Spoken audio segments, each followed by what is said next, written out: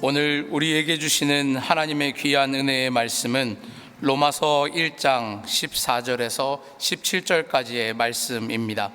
제가 가진 신약성경 240면입니다.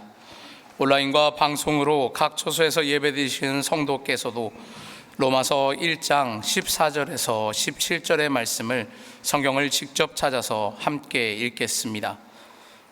헬라인이나 야만인이나 지혜 있는 자나 어리석은 자에게 다 내가 빚진 자라.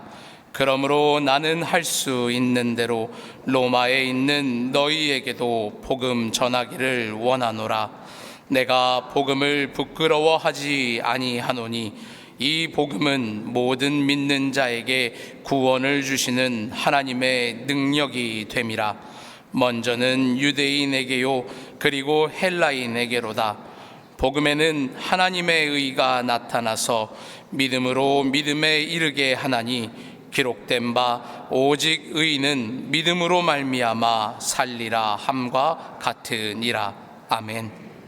우리 한번 따라해 보시겠습니다. 은혜로 승리하는 빚진 자의 마음. 목회를 하면 할수록 끝까지 은혜로 승리하는 일이 참 중요하구나 하는 것을 깨닫습니다. 저도 맡은 직책들이 있어서 많은 그리스도인들을 만나게 되고 관계도 맺습니다. 또 신앙과 영적인 문제가 있는 분들과 깊이 있게 많은 대화를 나누는 경우도 자주 있습니다. 그러면서 깨닫는 것이 분명히 큰 은혜도 체험했었고 또 열심 있게 봉사도 했었다 할지라도 우리가 소위 말하는 그 시험이나 유혹에 지지 않고 끝까지 믿음을 지키는 사람이 결코 많지 않다는 것입니다. 그럼에도 분명한 것은요, 베드로전서 1장 9절에 말하는 것처럼 믿음의 결국은 곧 영혼의 구원을 받음이기 때문에, 다시 말해서 우리가 믿노라고 했지만 마지막에 가서 영혼 구원받지 못하면 아무 소용없는 것이 되어버리기 때문에 끝이 중요합니다. 예수님께서도 마태복음 7장에서 나더러 주여 주여 하는 자마다 다 천국에 들어갈 것이 아니요 라고 말씀합니다.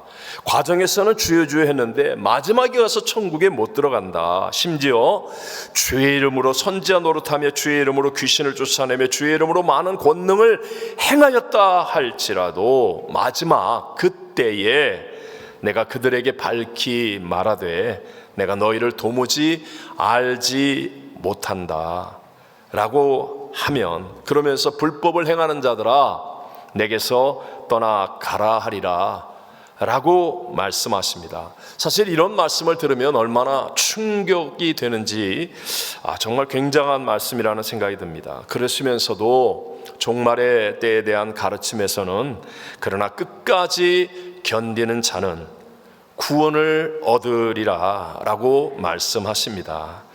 여러분, 다른 무엇보다도 반드시 끝까지 승리하는 믿음이 되어야 하지 않겠습니까? 그런 의미에서도 사도 바울은 하나님을 기쁘시게 하는 삶일 뿐만 아니라 모든 그리스도인들에게 본이 되는 삶이었습니다. 왜냐하면 사도 바울은 끝까지 은혜 안에서 승리하는 신앙이었기 때문입니다. 오늘 본문 15절 말씀을 다 같이 함께 합독합니다. 그러므로 나는 할 수 있는 대로 로마에 있는 너희에게도 복음 전하기를 원하노라. 자, 이 말씀이 기록된 시점은요, 3차 선교여행을 마친 다음에 이제 환난과 핍박이 기다리는 것을 알면서도 로마에 복음을 전하겠다고 하는, 전하여야 한다는 그 사명을 붙들고 끝까지 믿음의 길을 가는 그런 모습을 우리에게 말해주고 있습니다. 얼마든지 사도 바울은 자기 하나 편하게 지낼 곳이 있음에도 불구하고 억울함이 없이 그 고난, 핍박, 어려움, 굶주림, 추위, 문제, 그런 것을 만나는 것에 대한 억울함이 없이 끝까지 은혜로 승리하는 자의 모습이라는 것이죠. 이렇게 바울이 끝까지 은혜로 승리할 수 있었던 것은 바로 빚진 자의 마음 때문이었습니다. 무슨 마음이라고요? 빚진 자의 마음. 오늘 본문 14절을 같이 읽어보겠습니다. 헬라인이나 야만인이나 지혜 있는 자나 어리석은 자에게 다 내가 빚진 자라. 아멘. 오늘날 우리들이 살고 있는 미국의 삶은 참 많은 빚이 있죠. 뭐 주택 융자, 학자금 융자, 또 자동차 할부, 신용카드 등등 각종 빚으로 사는 삶이라고 해도 과언이 아니지만, 그러나 당시 사도 바울이 살던 시대는 아닙니다. 바울은 사업가도 아니었고요, 또 부양해야 될 가족도 없는 독신의 삶이었지 않습니까? 그런데 어떻게 해서 헬라인이나 야만인이나 지혜 있는 자나 어리석은 자에게, 그렇게 많은 사람들에게 도대체 무슨 빚을 졌다는 말이겠습니까? 빚이라는 것은요, 남에게 신세를 끼쳤다든지 또는 빌려온 것이 있어서 반드시 갚아야 할 의무가 있는 것인데, 꼭 물질적인 것만이 아닙니다. 하나님께 받은 것도, 또 하나님과 약속한 것도 빚입니다. 사도 바울은 바로 하나님의 은혜의 빚, 은혜의 빚을 진 자임을 깨닫고 그것을 고백하고 있는 것입니다. 자, 우리가 잘 아는 것처럼 바울이 예수님을 알지 못할 때 사울이라고 불려졌을 그때는 교회와 성도를 해방하고 포행하고 핍박했던 삶을 살았습니다. 다메섹에 있는 예수 믿는 성도들을 잡아다가 옥에 가두기 위해서 가던 그 길에서 중동의 대낮에 밝은 태양빛보다 더 밝은 빛 대신 예수님을 만나게 되죠. 그리고 고꾸라져서 예수님이 하나님이시고 예수님이 우리 죄를 대신하여 십자가에서 죽으시고 그리고 사망을 이기고 부활하신 구세주이심을 깨닫게 되어지면서 철저하게 회개하고 돌이킵니다. 이렇듯 사울, 즉 바울은요, 확실한 하나님의 은혜를 체험한 다음부터 자신이 은혜의 빚진 자임을 깨닫게 되어지죠. 그리고는 이 빚진 자의 삶을 아름답게 살아가게 되었다는 것이죠. 이 은혜는 바울만이 아니라 우리 모두에게도 동일한 은혜 아닙니까?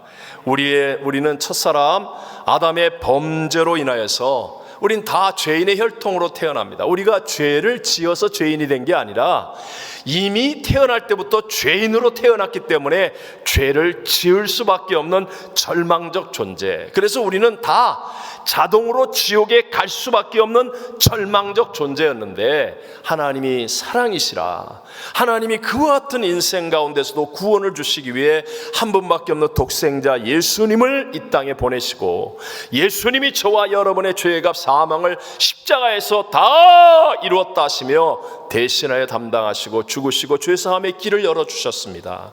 그리고 무덤에 묻혀졌다가 사흘 만에 사망 권세를 이기고 부활 승리하셔서 그 예수 그리스도를 나의 구세주로 믿고 영접할 때 나의 죽었던 영이 부활의 예수의 영과 합쳐서 연합하여서 거듭나 지금 죽어도 천국은 가는 구원받는 하나님의 자녀가 되는 것인 줄로 믿습니다.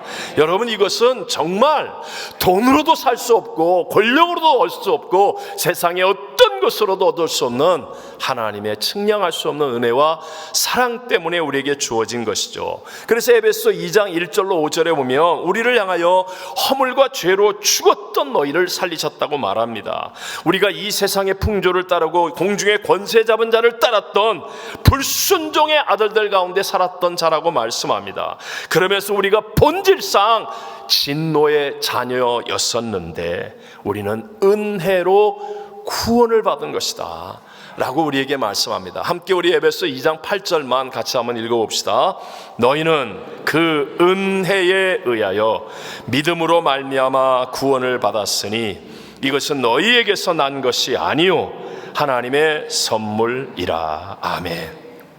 우리가 할 수 없는 일들이었어요. 그래서 하나님의 선물이라고 말합니다. 예수님 때문에 우리는 구원의 선물을 받은 우리들은요, 다 하나님의 은혜에 빚진 자임을 깨닫게 되시기를 바랍니다. 여러분, 빚진 자의 마음이 왜 이렇게 중요합니까? 그것은 우리로 겸손하게 하기 때문에. 어떻게 하기 때문에? 겸손하게 하기 때문에. 베드로전서 5장 5절에 말씀하실 때 하나님은 교만한 자를 대적하시되 어떤 자들에게는 겸손한 자들에게는 은혜를 주시느니라 라고 말합니다. 역사를 주관하신 하나님, 저와 여러분의 생사화복을 다스리시는 하나님 앞에 교만한 자는 하나님이 대적하십니다. 하지만 겸손한 자에게는 계속하여 측량할 수 없는 은혜를 우리에게 주신다. 그래서 겸손이 중요합니다. 겸손, humility. 이 말의 라틴어 어원은 흙을 뜻하는 후무스라는 말에서 나왔습니다. 근데 그냥 흙이 아니라 흙 중에서도 영양분과 유기질이 많은 부식토, 즉 썩어서 비옥하게 된 흙을 의미합니다. 여러분 한번 생각해 보세요. 우리의 구역이나 기관과 같은 공동체에 겸손한 사람이 한 명 들어오면 그러면 전체적으로 분위기가 기름지고 비옥해지지 않습니까? 잘 모르십니까? 네. 우리 반대로 말입니다. 공동체가 참 좋았는데 괜찮았는데 교만한 사람이 하나 들어오면 그냥 금방 사막같이 삭막해지거나 생명의 풍성함이 사라지는 것 우리들 경험할 수 있죠. 겸손하면 비옥하고 좋아지는데 바로 빚진 자의 마음을 갖게 되면 억지로 낮추는 게 아니라 내가 빚진 자, 하나님의 은혜의 빚진 자의 마음을 갖게 되면 자동적으로 겸손한 자가 되어져서 은혜의 선순환의 복 가운데 살아가게 될 줄로 믿습니다. 여러분 한번 대답해 보십시오. 세상에서 제일 큰 물이 무엇입니까? 너무 질문을 어렵게 생각하지 마시고 세상에 제일 큰 물이 뭐예요? 바다. 여러분 바다의 또 다른 특징이 뭐죠? 제일 크다는 것과 제일 낮다는 거예요. 바다는 제일 낮은 곳입니다. 낮기 때문에 모든 시냇물과 강물들을 다 받아들여서 큰 물이 되는 것인데 이 물은 마르는 법이 없고 자체적으로 정화해서 생명의 풍성함을 제공하게 되죠. 우리의 구세주 예수님도 보십시오. 자기를 낮추십니다.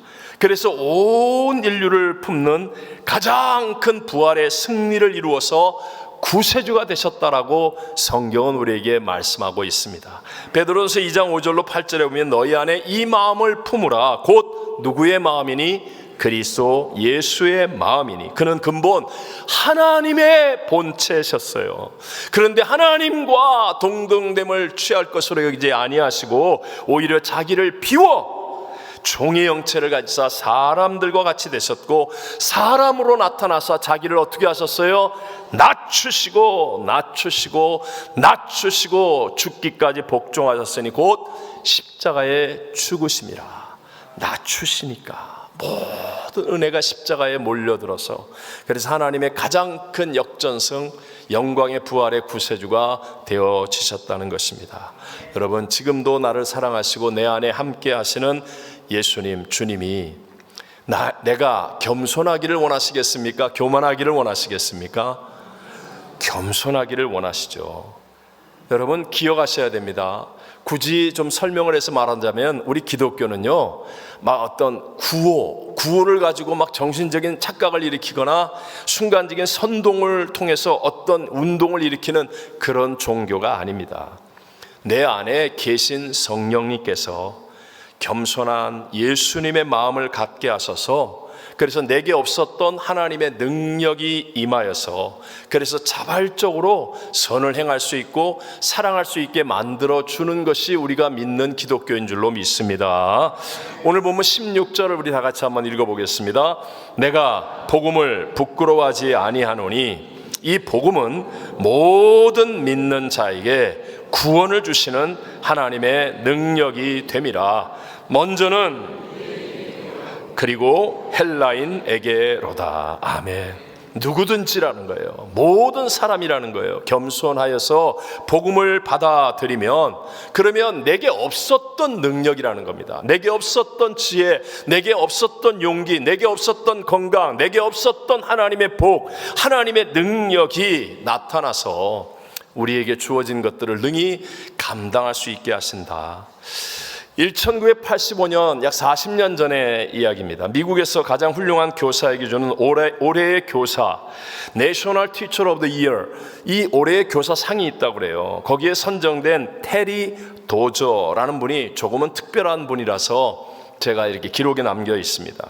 이분은 월남에서 독일인 아빠와 월남인 엄마 사이에서 태어났습니다. 근데 아버지는 독일의 나치 정보원으로 일하다가 행방불명이 돼요. 그리고 어머니는 그 쇼크로 인해서 병사하고 말았습니다. 아직도 어린 테리와 그리고 오빠가 있었는데요, 그냥 중국 식당에 노예처럼 팔려갑니다.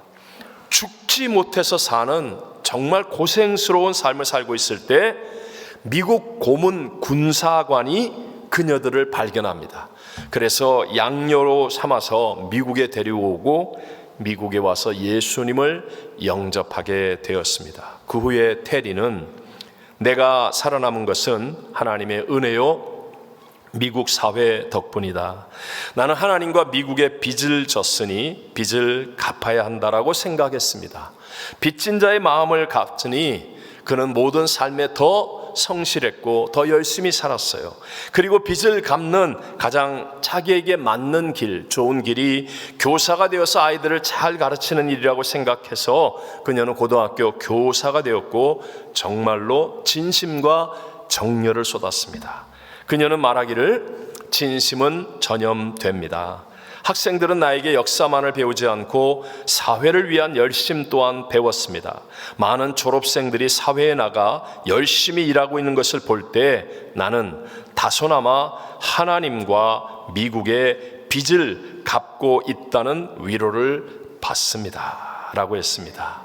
아름다운 삶이 되지 않겠습니까? 빚진 자의 마음을 가지니까 더 겸손하게, 더 열심히, 더 바르게 아름다운 삶을 살며 열매를 맺는 거죠. 반대로 마태복음 20장에 보면 예수님이 천국에 대한 비유를 하시는데 한 데나리온씩 약속을 받고 포도원에서 일하게 된 품꾼들로 설명을 하십니다. 오전에 6시 나가서 보니까 하루 벌어서 가족들을 부양해야 되는 품꾼들이 있는 거예요. 그래서 그들을 자기 포도원에 데리고 와서 일하게 했습니다. 참 마음이 좋고 큰 이 포도원의 주인은 9시에 나가서도 심지어는 12시에 나가서도 아니 오후 3시와 오후 5시까지도 일자리를 찾지 못하여 있는 그 품꾼들을 데리고 와서 약속한 대로 한 데나리온씩을 주겠다고 말하고 일하게 합니다. 자, 이제 일이 끝나고 품삯을 주는데 제일 늦게 온 오후 5시에 온 사람이 품삯을 받는데 약속대로 한 데나리온을 받아요. 그러니까 먼저 온 많이 일했다고 생각하는 사람들이 야, 나는 아침 6시에 왔으니까 9시에 왔으니까 12시에 왔으니까 내가 좀 더 많이 받겠다라고 생각을 했는데 그들도 똑같이 한 데나리온씩을 주는 겁니다. 그러자 그들은 주인의 너그러움을 향하여 원망하기 시작합니다. 일자리가 없어 가족을 부양하기에 힘든 그 사람들을 데려와 일을 시키고 한 데나리온씩 선을 베풀어주는 그 주인의 너그러움을 원망하는 거예요. 그때 주신 예수님의 교훈은 주인의 뜻에 초점을 두지 않음에 대한 책망이었습니다. 마태복음 20장 14절 15절에 보면 내 것이나 가지고 가라. 나중은 이 사람에게 너와 같이 주는 것이 누구의 뜻이에요? 내 뜻이니라. 내 것을 가지고 누구 뜻대로? 내 뜻대로 할 것이 아니냐? 내가 선을 행함으로 선함으로 네가 악하게 보느냐라고 말합니다. 이 말씀은요, 상황이나 자기 생각에 빠져서 하나님의 뜻에 초점을 두지 않으면 아무리 은혜를 베풀어 주어도 은혜를 누릴 수 없다. 천국이 임하지 않는다라는 거예요. 여러분, 지금도 하나님은 은혜를 베풀고 계십니까? 아닙니까? 베풀고 계십니다. 그런데 자꾸 상황의 마음을 빼앗기는 거예요. 오늘 히로 온도가 안 맞아. 오늘 오는데 차에 문제가 많았어. 오늘 아무개 저 인간 나 보고 싶지 않았는데, 아니면 자기 생각, 내 생각에는 오늘 예배가 1시간 20분 안에 끝나야 되는데 자기 생각에 꽉 들어차서 하나님이 오늘 우리에게 이루어 주시는 하나님의 뜻에 초점을 맞추지 않으면 그 어떤 사람이라도 하나님의 은혜 안에 거할 수 없고 천국을 누릴 수 없다라고 말씀합니다. 여러분, 무슨 일이 땅 하고 생기면 상황만 살피고 연구만 하는 것으로는 복음의 능력이 나타나지 않습니다. 오늘 본문 17절을 다 같이 한번 읽어보겠습니다. 복음에는 하나님의 의가 나타나서 믿음으로 믿음에 이르게 하나니 기록된 바 오직 의인은 믿음으로 말미암아 살리라 함과 같으니라. 아멘. 하나님의 의가 나타난 하나님의 뜻, 하나님의 뜻은요, 누구든지 믿으면 믿으면, 믿는 자에게는 복음의 능력이 나타나는 것이 하나님의 뜻입니다. 그런데 여러분, 우리의 현실이 어때요? 너무나 많은 경우에 우리는 세상의 정보, 세상의 소식으로 나를 채우느라고 바빠요. 어제 토요일 날도 쓸데없이 시간 뺏기고 기도하지 못한 이유는 인터넷 보느라고, 드라마 보느라고, 세상의 재미를 즐기느라고, 세상 이야기를 듣느라고, 이 모임 저 모임에 가서 사람들 하는 이야기 듣고 세상을 내 안에 채우느라고. 그래서 세상이 꽉 들어차서 하나님의 뜻을 믿는 믿음이 들어갈 여력이 없어요. 여력이 없어요. 밤새도록, 예를 들어서 드라마를 보고 오신 분은 제가 지금 얘기를 해도 이게 드라마 대사인지 설교인지 왔다 갔다 하는 거예요. 명심하셔야 됩니다. 내가 얼마나 문제를 잘 아느냐 모르느냐, 아니면 내가 실력이 있느냐 없느냐가 아니라 나는 복음의 능력을 믿느냐 믿지 아니하느냐, 여기에 달려 있다는 거예요. 이게 은혜를 누리는 비결이고 은혜 안에서 끝까지 승리하는 삶을 살아가는 비결이라는 것입니다.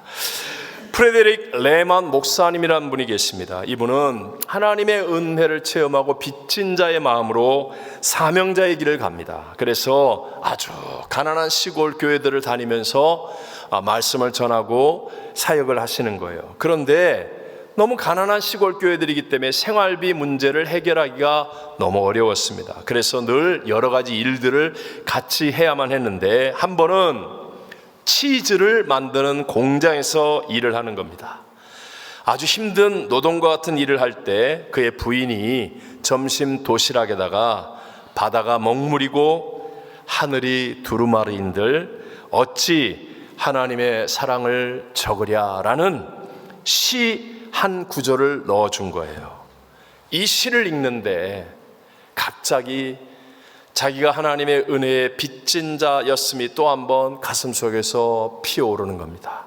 그러면서 하나님의 사랑과 은혜가 너무 감사하다는 마음이 들어서 그래서 쓴 곡이 바로 찬송가 304장이었습니다. 3절만 한번 불러볼까요? 하늘을 두루마리 삼고 바다를 먹물 삼아도 한없는 하나님의 사랑 다기로 갈 수 없겠네. 하나님의 크신 사랑 그 어찌 닿았을까.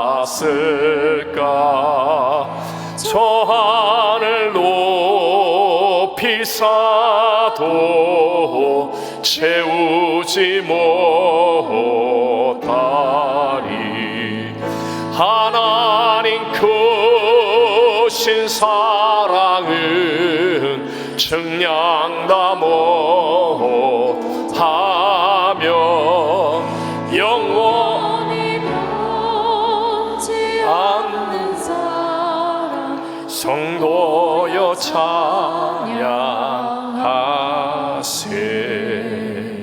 아멘. 제가 선교사 초창기 때 이제 한국의 선교대회를 갈 때마다 몇 년 동안은 보육원에서 집회를 했었던 시절이 있었습니다. 옛날에는 고아원이라고 그랬잖아요. 전쟁 고아들이 많았기 때문에. 지금은 어떤 이유와 상황 속에서 부모가 버릴 수밖에 없는 아이들, 그게 보육원이라고 합니다. 한 번은 이렇게 예배를 드리는데 이틀 정도 된 것 같아요. 예배 때마다 나와서 열심히 찬송도 하고 애를 쓰는 게 눈에 보이는데, 그런데도 여전히 어둠에 꽉 차 있는 듯한 그런 한 학생이 눈에 들어왔어요. 근데 우연히 하나님의 섭리겠지만 아주 진지하게 편안하게 그 학생과 이야기를 할 수 있는 기회가 만들어졌습니다. 그 학생은 부모가 자기를 낳고는 버렸다라고 하는 원망과 미움이 마음에 꽉 차 있었어요. 그래서 기승전결이잖아요. 기승전결이 항상 부모 원망이에요. 세상 원망. 이게 꽉 차 있는 거예요. 너무나 안타까워서 그 학생을 위해서 잠깐 기도하는데 성령님이 마음에 감동을 주셔서 이렇게 이야기했었습니다.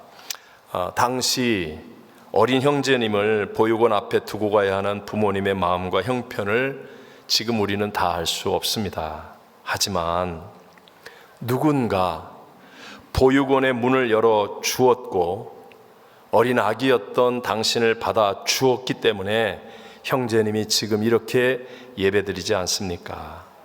갓난아이를 위한 아무런 준비가 없었음에도 불구하고 우유를 마련하고 데워주고 시간 맞추어 먹여주고 그리고 기저귀를 갈아 주어서 살았지 않습니까? 부족함이 있을지라도 피도 안 섞인 형제님을 15년 이상이나 먹이고 입히고 재워주고 공부시켜주는 은혜가 있지 않았습니까? 그리고 무엇보다 형제님은 예수님이 십자가에서 죽으시고 구원하여 주셨다는 그 은혜를 받았습니다. 이제 형제님을 사랑하는 하나님의 아들이 된 사람입니다. 100%는 아니었지만 그 다음날 저녁 예배 때 정말 많이 울었던 그 형제님의 그 우는 모습이 지금도 눈에 선합니다. 기승전 부모 원망에서 기승전 하나님으로 바뀌니까 그 형제에게 복음의 능력이 임하였고요. 제가 들은 소식까지는 훌륭한 중소기업의 사장님이 되시고 그리고 세 자녀를 둔 한 가정의 모범적인 아버지가 되어 계시다는 겁니다. 여러분 혹시 우리는 기승전 돈 아닙니까? 기승전 결국은 건강 기승전 세상 이야기, 세상의 드라마, 정치, 세상의 경제, 세상의 친구, 이웃, 그냥 기승전 세상 아닙니까? 이제는 우리는 하나님의 자녀가 된 은혜를 입은 사람들인 줄로 믿습니다. 우리가 어떤 상황이든지 비록 내가 이해되지 않는 고난 가운데 있다 할지라도 우리는 하나님을 믿는 사람입니다. 그러면 우리는 몸이 아파도 모든 열쇠의 키가 되시는 예수님이 우리의 결이 되어야 될 줄로 믿습니다. 사업과 직장이 어려울 때가 있겠죠. 그럼에도 불구하고 우리는 기승전 예수님이 되어져야 한다는 거예요. 가정과 자녀의 문제가 생기는 겁니다. 그럴 때 기승전 그리고 결은 항상 예수님이 되어져야 한다는 거예요. 예수님은 모든 인생의 문제의 키요 열쇠이신 줄로 믿습니다. 예수님 안에서 어떤 것도 합력하여 선이 된다는 것을 체험하는 믿음이 되시기를 바랍니다. 여러분 금간 항아리라는 우화 아시죠? 옛날엔 지게에다가 항아리를 매달고 물을 날랐습니다. 어떤 사람이 이 지게를 지고 양쪽에 물 항아리를 이제 들고 지게에다 메고 이렇게 물을 나르는 거예요. 그런데 왼쪽 항아리가 금이 간 항아리였습니다.